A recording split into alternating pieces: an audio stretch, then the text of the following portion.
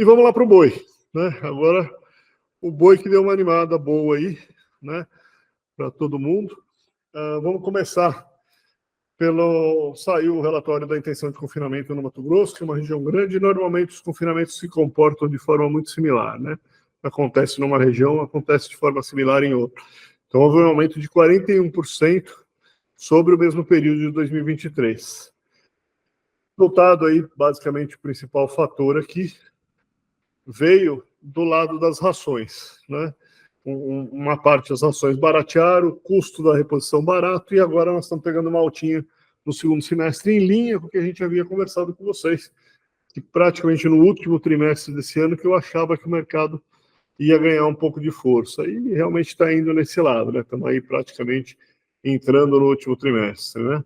Então, o mercado reagindo, e os confinamentos, então, deram uma aumentada, né? A gente pode observar aqui, né? Quer dizer, há um aumento de 874 mil cabeças em relação. No entanto, isso, vou explicar para vocês por que não me preocupa tanto, mas, a princípio, há um aumento no volume de confinamentos aí entrando. E aqui é o tipo de estratégia adotada, né? Então, a gente vê que uma boa parte do pessoal usa o hedge, né? Faz muita coisa em termo e pouca coisa, ou menos, uma parte menor em futuros. E aí a pergunta aqui para a turma qual a diferença de usar uma ou outra num mercado que está em alta, né? Então, o que aconteceria se eu estou fazendo um termo, um mercado que está em alta, como é que fica a minha situação? Né? O que seria melhor, usar um termo ou usar uma estratégia de hedge aqui? Então, basicamente, né, pessoal, quando mercados em alta, o que a gente tem sugerido, e isso aconteceu aí em setembro, em agosto e em setembro, com alguns clientes que a gente tem feito, a gente fez hedges com termo não, com opções, esse ano, deixando a banda de cima aberta, custou ao redor de R$2, e nós fizemos mais ou menos alguma coisa, foi em 237, deixando aí aberto até os 250 para vender em agosto. Então, custou R$2 isso. Então, ele surfou na alta, enquanto um cara que fez no termo aqui, ele não surfa nessa alta. Ele acabou travando a 235, acabou travando a 2,40 e não surfa na alta. Então, em mercados que a gente tem uma chance de explosão, as estratégias de hedge devem estar alinhadas, e eu usei para fazer isso as nossas bandas de confiança, né? Quer dizer, até agosto não havia uma expectativa pequena de ultrapassar 250, e a gente usou essas bandas para botar o hedge e baratear a operação, né? Então, ficou bem tranquilo, surfou, ganhou, lucrou na alta, foi tranquilo. Eu acho que a gente deve continuar usando isso mais para frente. A gente vai ver onde estão as bandas, e a gente deve usar alguma estratégia que nos deixe um pouco mais livre na banda superior aí, para a gente dormir tranquilo e surfar numa alta, né? Não usar muito termo, até mesmo porque os diferenciais de base caíram na maioria das regiões. Então, o segundo fator aí que está ajudando é que eles também estão surfando no diferencial de base. Quando você faz o termo, o frigorífico já está te travando no diferencial médio. Quem não travou no termo conseguiu surfar no diferencial de base que vem se encolhendo, né? Então, essa estratégia tem sido melhor. Olhando um pouquinho o lado da produção, depois a gente chega nesse final aí e volta a dar uma recapitulada nisso, mas vem acontecendo exatamente o que eu cantei para vocês, né? Então, a produção, reparem, as barras roxas bem acima das barras verdes aqui no primeiro semestre, e aqui, olha, vocês reparem, a diferença encolheu bastante, e a linha vermelha começa a ultrapassar a linha roxa, que eu também havia cantado para vocês que eu esperava que isso acontecesse nesse ano. Então, o mercado começa a dar sua cara de virada de ciclo, né? Confirmando aqui essa mudança de posição, e vem nos dando uma melhora. Eu não acho que é explosivo, não é natural o mercado fazer aquelas subidas assim. Eu acho que ele vem mais, talvez, alguma coisa por aqui, subindo aqui, uns 260, 270, 280, sei lá, mas alguma coisa um pouco, talvez um pouco acima. Vai depender muito de como é que isso aqui se comporta, E o outro fator que é importante e que está indo muito bem esse ano, que são as exportações permanecem bem acima das exportações do ano passado. Olha os volumes, como é que estão vindo muito bem no segundo semestre. Então, exportação, volume de oferta encolhendo em termos do ano passado e volume de exportação caminhando muito bem.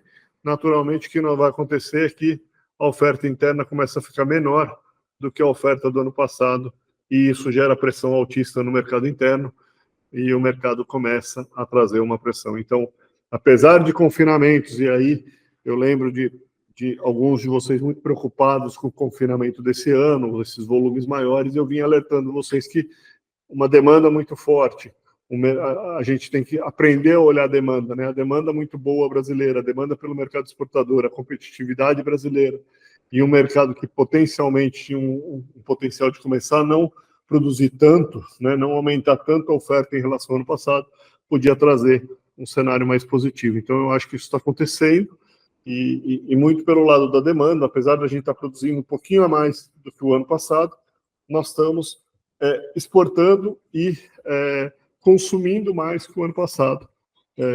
Esse total nosso está sendo muito bem absorvido pelo mercado. Isso tem feito com que essa pressão altista pintada ela vem chegando ao mercado, certo?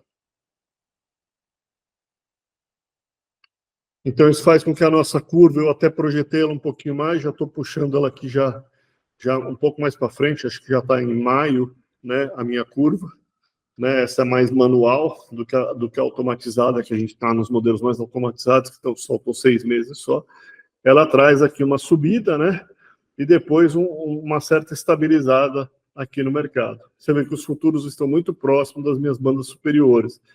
Então, eu acho que, assim, as estratégias são, como eu não posso garantir para vocês que não vai ter nenhuma surpresa de vaca louca ou coisas desse tipo. Particularmente, eu gosto da estratégia que é comprar uma put, né, e vender uma call acima dessas bandas. Vamos falar que a banda aqui está em 270, 280, você está com o dezembro 267, você bota uma banda de cima 285, eu acho muito difícil de romper, e você surfa até ela e compra ali uma call de 265, 264, né? E fica com essa banda aí, o mercado tem chance de tentar pressionar um pouco para cima, vai montando devagar, conforme o mercado vai andando, você vai subindo essa banda, acompanhando o mercado, e você tem uma chance de fazer preços melhores lá na frente. Isso tem custado aí ao redor de 2,50, 2,70, depende de como é que se constrói a relação de comprar uma put e vender uma call mais alta. Tem gente que tem sugerido aí fazer a call spread, que seria comprar uma put e vender uma put mais baixa. Se for fazer isso, eu só jogaria ela aqui embaixo, né? Ou próximo a essa banda inferior. Só que aí você não tem muito ganho, né? Então aqui estamos falando de 235. Eu jogaria essa put, a venda da segunda put mais próxima de um 2,3 alguma coisa, e a compra da primeira put mais próxima do mercado. Também saindo aí para o outubro, acho que eu vi o Flávio passando aí para algum cliente, alguma coisa em torno de R$2, R$2 e pouquinho. Eu, particularmente, se a gente tem caixa, se a gente tem uma boa estratégia, eu prefiro a outra, porque se dá algum problema mais sério de mercado, ele rompe para baixo enfim, você garante o lucro de qualquer jeito. Mas tá aí as duas estratégias que poderiam ser adotadas. Tem outras, mas essas seriam estratégias opcionais aí.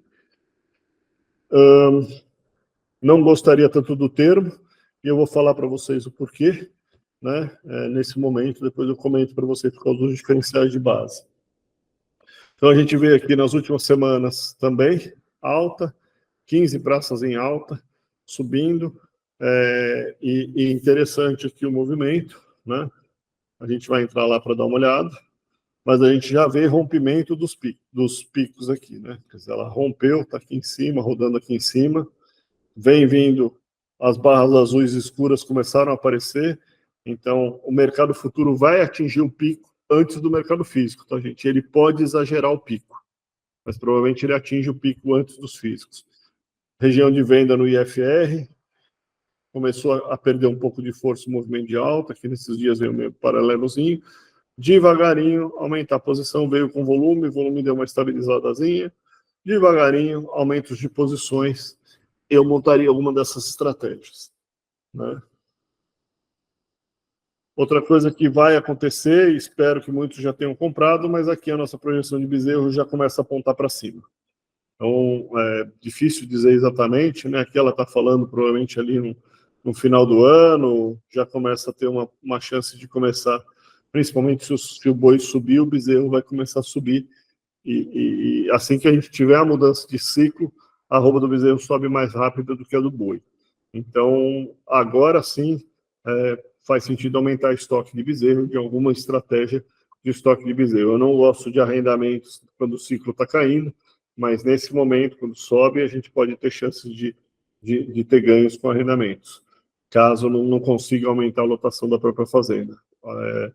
Eu prefiro as lotações das próprias fazendas, tá? Mas, enfim, são estratégias. Olhando, o bezerro vai começar a subir provavelmente para o ano que vem, tá? E ele vai subir mais rápido. Ok, vamos dar uma olhadinha nas estratégias de curto e a gente abre para o bate-papo. Então, olhando o mercado de boi um pouquinho nessa ferramenta de 6 meses, que também nos dá as bandas de confiança aqui, a gente vê que realmente está batendo bem aqui na nossa banda superior. Então, aproveitaria para jogar uma banda superior aqui embaixo e faria uma compra de uma put perto do mercado e vende uma call lá em cima, né?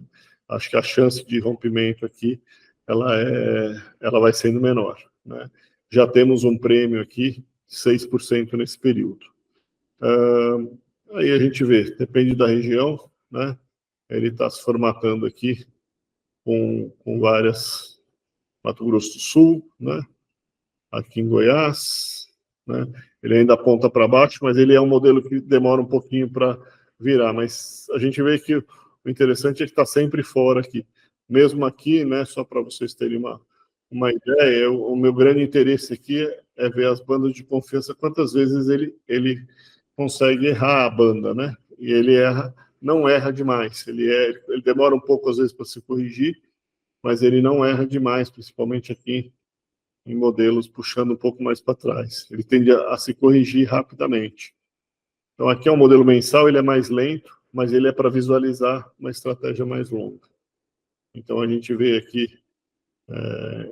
no passado, né, que ele caminhou, a maior parte do tempo, a linha preta caminha dentro das duas bandas. Então, eu fico de olho nisso para tentar montar a estratégia, por isso, dentro das bandas, né? Então, quando ela está acima, eu jogo mais acima ainda a banda superior, me agrada, tá? Então, beleza. Olhando o curto prazo no boi, né? A gente vê essa subida das praças, e, então, a maioria delas rompendo aqui, né? Rompendo esse patamar. Você vê o grande número de bolinhas verdes aqui crescendo, então a maioria das praças está em alta, e mesmo as que estão em instabilidade aqui, elas também estão, aqui ela está andando de lado, mas bem suavemente tentando romper, né? Aqui também, né? Olha lá, essa aqui já rompeu, provavelmente isso aqui passa para alta já. Então ela veio nos últimos dias puxando para cima, empurrando, isso faz com que o boi seja empurrado. Grande número de praças rompendo o seu pico, né? Olha o rompimento do pico aqui no Mato Grosso do Sul, olha o rompimento do pico aqui em Minas Gerais, em Goiás, aqui em Rondônia, né? No Pará, Tocantins, né? Eu não vi ainda esse movimento de perda de força. Então, isso aqui me agrada, me diz que isso aqui vai pressionar São Paulo, pressionando São Paulo, provavelmente os futuros ainda sofrem um pouco de pressão, mas eles vão chegar antes no pico. A gente só tem que tomar cuidado nisso. A probabilidade de queda já tem atingido a região de venda, começou a entrar na região de venda, então não quer dizer que está para sair correndo, mas é para ficar atento, começamos a provavelmente se aproximar de um pico, então é para ficar atento. A única região que vem embaixo é realmente aqui o Rio Grande do Sul, que subiu todo esse período, né? Subiu aí, olha, R$60, nenhuma praça subiu R$60 nesse movimento aqui. ela subiu R$60, então faz todo sentido que ela perca um pouquinho, porque as outras praças estavam muito abaixo, né? Então, agora o interessante aqui, e que eu falei da questão do termo para vocês, é que quando a gente olha também o boi, e aí olhando a maioria das praças, podemos pegar aqui, sei lá, Tocantins, você vê que o diferencial de base vinha muito ruim. A maioria dos frigoríficos estão hoje oferecendo, quando você faz neles, eles vão te oferecer a média, né? E a gente vai reparar aqui, deixa eu ver, ó, São Paulo, Paraná, já mais próximo da linha superior. Vamos pegar aqui Mato Grosso do Sul, bem fechado, né? Aqui, Cuiabá, que não estava subindo muito, agora começa a subir, né? Então, a gente vê que os diferenciais de base estão ou na média ou mais próximos de um pico. Faz sentido em mercados em alta isso acontecer. Então, a negociação pode ser interessante, deixar esse diferencial aberto. Se você faz no termo, você vai ter que travar. Talvez fazer no futuro, deixando ele aberto, pode ser uma estratégia interessante. Ou mescla um pouco, mas pode ser uma estratégia interessante. Você vê que a maioria está no meio ou para cima. Em ciclos de alta, ele vai tender a se aproximar de um fechamento de diferencial de base. Então, estamos no começo, mas está começando a acontecer. E tem, olha, aqui, ó, Goiás, né? Olha aqui, Minas também mais próximo do seu pico. Enfim, Rondônia está mais baixo. As praças aqui em cima parece que estão... Parata que está no meio, né? Tocantins já olhamos. Bahia bem baixo ainda, vamos ver a outra. E Minas Gerais já no meio. Então, analisar um pouquinho isso para ir montando a estratégia. Mas a tendência é que ela comece a se aproximar mais do meio no início do ciclo, talvez em alguns momentos ficando mais curto. Quando você trava um diferencial de base no termo médio, você talvez perca um pouco desse ganho também. E esse ganho pode ser grande. Ok? Deixa eu ver se tem alguma coisa aqui nesse aqui.